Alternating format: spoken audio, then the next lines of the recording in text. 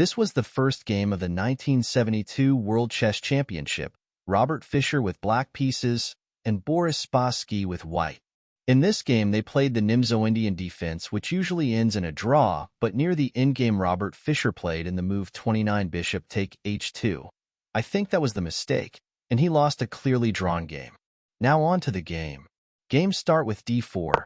Spassky opens with the queen's pawn, aiming to control the center and develop his pieces. Knight f6. Fischer responds with the classic knight development, preparing to contest the center. c4 and e6. Fischer chooses the Indian defense, indicating a flexible setup and potential for a Nimzo-Indian or Queen's Indian defense. Knight to f3 and d5 by Fischer continues to solidify his center and develop his pieces, adhering to sound opening principles. Knight c3 and bishop e4. Fischer selects the Nimzo-Indian defense, targeting white's center and seeking to exchange the knight on c3, potentially weakening white's pawn structure. e3. Spassky opts for a solid and flexible setup, preparing to develop his light-squared bishop and potentially fianchettoing it. Fischer castles kingside, completing his development and preparing for the middle game. Bishop d3 by Spassky and c5. Fischer strikes at the center, challenging white's pawn on d4 and aiming to open lines for his pieces. Spassky castle kingside and knight c6. Fischer continues his development, preparing to centralize his pieces and possibly reinforce his d5 pawn. Pawn to a3 by Spassky, and Fischer maneuvers his bishop to a5, exerting pressure on white's knight on c3 and maintaining flexibility in his position. Knight to e2. Spassky retreats his knight, repositioning it to support the d4 pawn and possibly preparing to transfer it to a more active square. c4 is taken. Fischer exchanges pawns in the center, simplifying the position and clarifying the pawn structure. Bishop takes e4. Fischer develops his bishop to a more active square, eyeing potential targets in white's position. d-pawn takes c5. Meanwhile, Fischer executes a queen exchange, simplifying the position and transitioning into an endgame where he aims to utilize his slight lead in development. Rook takes queen. Fischer recaptures with his bishop, maintaining his pair of bishops advantage and aiming to develop harmoniously. b4. Fischer retreat bishop to e7, consolidates his position and looking to develop his bishop to preparing to connect his rooks. Spassky activate his bishop to b2, sniping the nice diagonal. Fischer develops his bishop and connects the rooks, preparing to contest the open files and coordinate his pieces.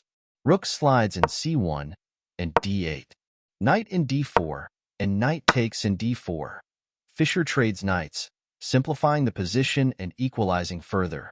Knights recapture in center and bishop a4. Fischer targeting white's rook and possibly preparing to double his rooks on the d-file. Bishop e3, bishop takes b3.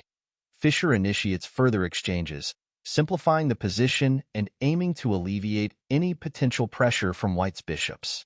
Knight takes bishop, rook takes rook.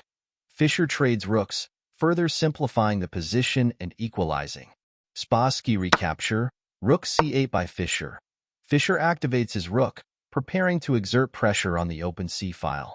King f1, king f8. Both players improving the position of their king, preparing to centralize and possibly support their pawns. King e2, knight e4. Fischer maneuvers his knight to an active outpost on e4. Rook c1, rook takes c1. Fischer trades rooks, simplifying the position and aiming to transition into a favorable endgame. Bishop takes rook and f6 by Fischer. Fischer advances his pawn, reinforcing his position and preparing to activate his king. Knight a5, knight d6. Fischer relocates his knight, maintaining its flexibility and aiming to control key squares. King d3, bishop d8. Fischer repositions his bishop, aiming to improve its scope. Knight c4, bishop c7. Fischer repositioned his bishop, defend the knight, and prepare to coordinate his pieces. Knight takes and bishop retakes. Most of pieces are exchanged, getting closer to the endgame. Move 29, b5, and now bishop takes h2. Fischer makes a questionable decision, sacrificing his bishop for 2 pawns and allowing white to trap his bishop. G3, and Fischer play H5. Spassky exploits Fischer's error, trapping his bishop with G3 and gaining a material advantage. King E2, H4. Fischer attempts to create counterplay, advancing his H-pawn and aiming to complicate the position. King F3, King E7. Fischer improves the position of his king, preparing to support his pawns. King G2, pawn take G3. Spassky trade pawns and aim to transition into a favorable endgame. Pawn recapture in G3, bishop takes G3. Fischer recaptures the pawn, maintaining his extra pawn and aiming to utilize it as a potential asset in the endgame. King takes bishop, King D6. Fischer activates his king, centralizing it and preparing to support his pawns. A4, King D5. Spassky advances his pawn, aiming to create passed pawns and gain space on the board. Bishop A3, King E4. Spassky maneuver his bishop, targeting Fischer's weaknesses and aiming to create threats. Bishop C5, A6. B6, F5. King H4, F4. Fischer attempts to complicate the position, advancing his F-pawn and aiming to create counterplay. Spassky takes F4, King retakes. Spassky maintains his advantage, trading pawns and aiming to simplify the position further. In this point, Fischer greatly reduces his chances by destroying connected best pawns and advancing his pawns. Now I think there is nothing concrete left to comment on.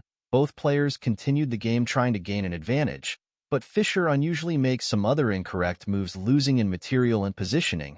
Let's see the part of remaining in the game. King H5, King F5.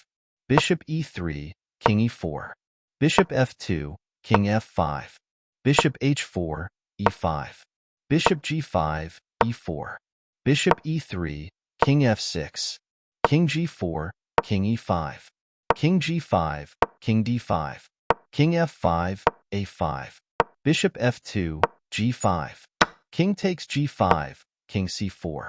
King F5, King B4. King takes E4, King takes A4. King D5, King B5. King D6.